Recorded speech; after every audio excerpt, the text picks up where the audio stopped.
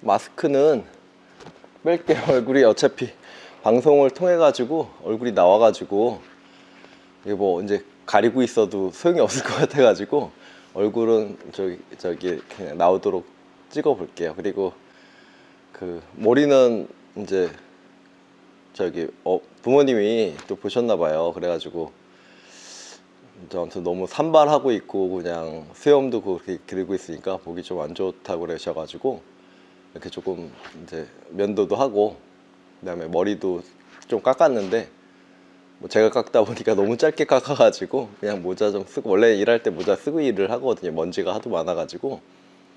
그래서 지금 한 7시 정도 됐는데 오늘은 한 11시 정도까지 일을 하게 될 것 같아요. 그래야 내일 또 고객분들한테 제품들 보내고 그러기 때문에 마지막 검수하고 포장하고 이렇게 해서 제품들을 보낼 예정이고요.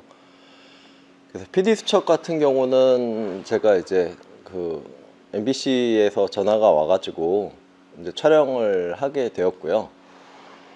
처음에는 그 거절을 했어요. 촬영하는 게 저도 너무 부담스럽고, 그 다음에 뭐 좋은 얘기도 아니고, 그 다음에 뭐 제 상황에 대해서 얘기하는 것도 별로 좋지 않고, 저도 이렇게 얼굴 공개하고 뭐 이러기에는 조금 이제 저도 이렇게 뭐 방송이라던가 이런데 뭐 좀 얼굴이 나간 상태래 가지고, 그래서 그냥 전 국민이 보는 MBC PD 수첩에 얼굴 나가서 뭐 좋을 게 없을 거라고 생각이 들어서 일단은 거절을 했는데, 뭐 이제 말씀을 하시다가 이제 이제 담당하신 분하고 얘기를 하다 보니까 그 은행 관련돼서 지금 은행이 굉장한 흑자를 내고 있는데, 이게 현재 대부분의 뭐 서민, 뭐 기업인, 뭐 중소기업, 자영업자분들이 좀 많이 고통을 받고 있는 상황이잖아요. 지금 현재 상황이 코로나가 거의 끝나가고는 있지만,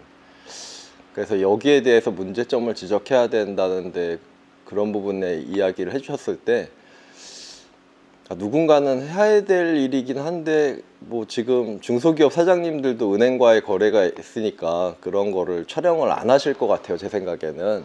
그래서 그런 것도 어렵고, 그 다음에 뭐 소상공인 분들도 그렇고 뭐 이렇게 전반적으로 은행 거래 있으신 분들은 안 하실 것 같아 가지고, 그때 뭐 제가 그냥 좋은 일 한다는 취지에서 이렇게 조금 뭔가 제도의 개선이 있으면 좋을 것 같다는 생각이 들더라고요. 지금 상황대로 가면은 이거 뭔가 좀 이 구조에서는 조금 뭔가 좀 국가나 사회적으로 좀 안 좋을 것 같아서 그런 취지에 공감하고 이제 그 취재를 하겠다고 이제 말씀을 드렸고요.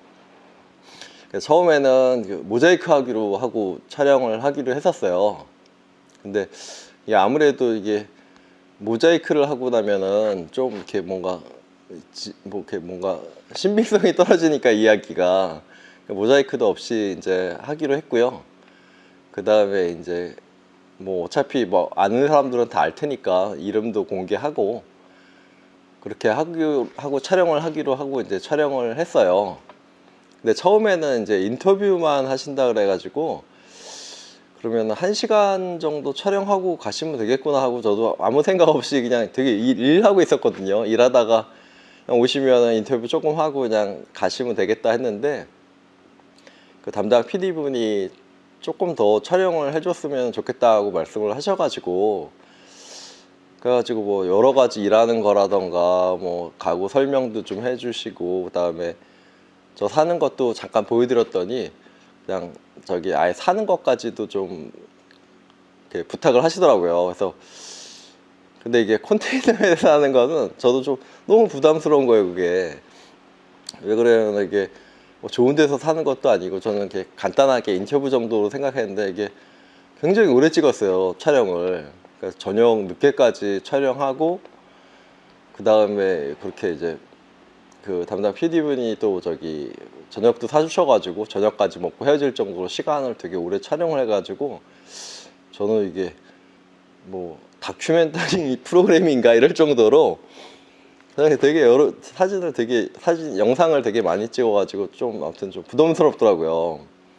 그 다음에 저도 이렇게 프라이버시가 있는데, 이게 뭐 아무리 뭐 망한 집이라도 컨테이너 집이라도 공개하기가 좀 쉽지는 않았어요. 근데 그냥 어차피 이렇게 된 거 그냥 다 공개하고 그냥 이렇게 됐다는 것도 뭐 보여주는 것도 나쁘지 않겠다 싶어가지고 저가 사는 모습 이런 것들 다 보여드리게 된 게 촬영에 일단은 그렇게 시작됐어요.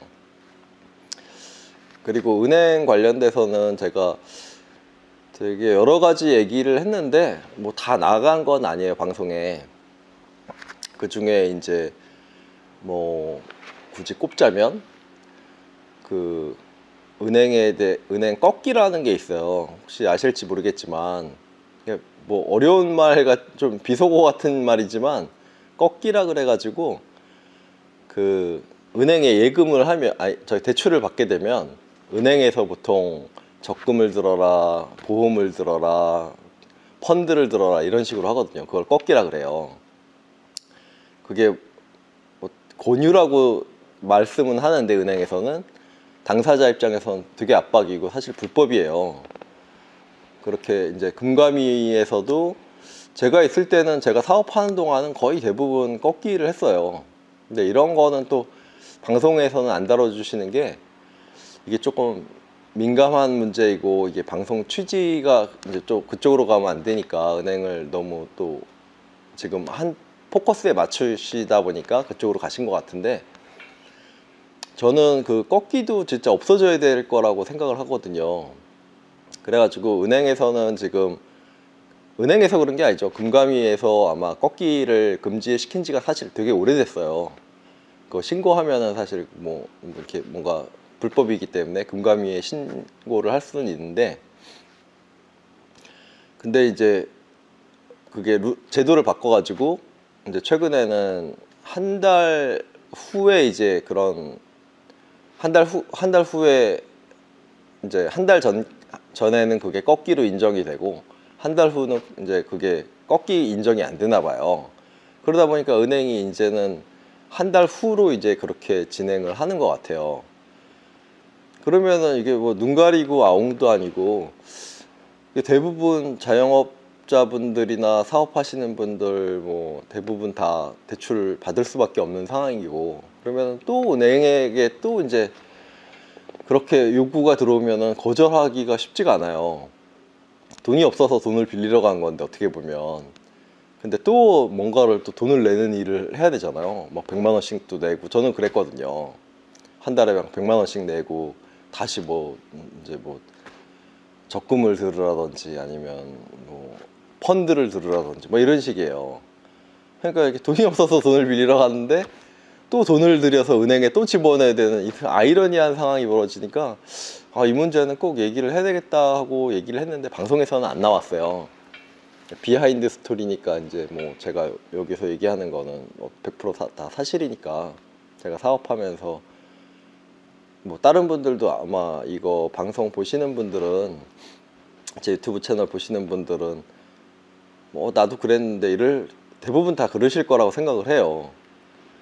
진짜 없다 이러면은 뭐 한번 뭐 저기 은행도 양보를 하긴 하겠지만 대부분 권유를 했던 걸로 알고 있고 지금도 하고 있을 거예요, 제 생각에는.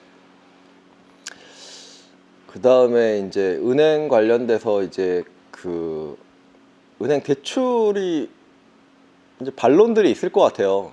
뭐 그러면 은행은 뭐 담보도 안 잡고 그냥 뭐 돈을 빌려주냐 이렇게 할 수는 있을 거예요. 그러면 뭐 은행 망하라는 얘기냐? 당연히 그러지 않죠. 그냥 맹목적으로 아무것도 없는데 가서 돈 빌려달라는 뭐 사장님들 안 계실 거예요, 제 생각에는. 충분히 그 뭐 경제 흐름이라든가 이런 데이터를 다 가지고 가서 얘기를 하지 그냥 나 저기 잘할 수 있으니까 빌려주세요 이러지는 않아요. 뭐 사장님들이 바보도 아니고 은행도 줄리도 만무하고요. 근데 그렇게 데이터를 다 가지고 가가지고 뭐 수출 계약서 뭐 그다음에 매출 뭐 그 저기 최근 매출 증빙이라던가 이런 거 다 챙겨 가지고 가서 보여줘도 일단은 그런 걸 보지도 않고 그게 관심이 없는 거예요, 그쪽에는. 근데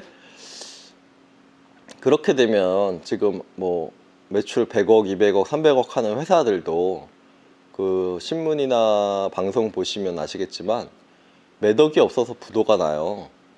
저 큰 회사가 왜 그렇게 몇 억이 없고 큰 돈도 아닌데 부도가 나지 이렇게 생각하실 수 있는데, 마지막에 보통 그런 상황이 닥치면은 이제 부도라 그러죠. 부도 직전에 막반에 오면은 돈이 되게 자금 구하기가 쉽지가 않은 상황까지 오게 되는데, 그때 이제 그런 작은 돈들을 구하지 못해서 부도가 나는 큰 회사들도 부도가 나기도 하거든요.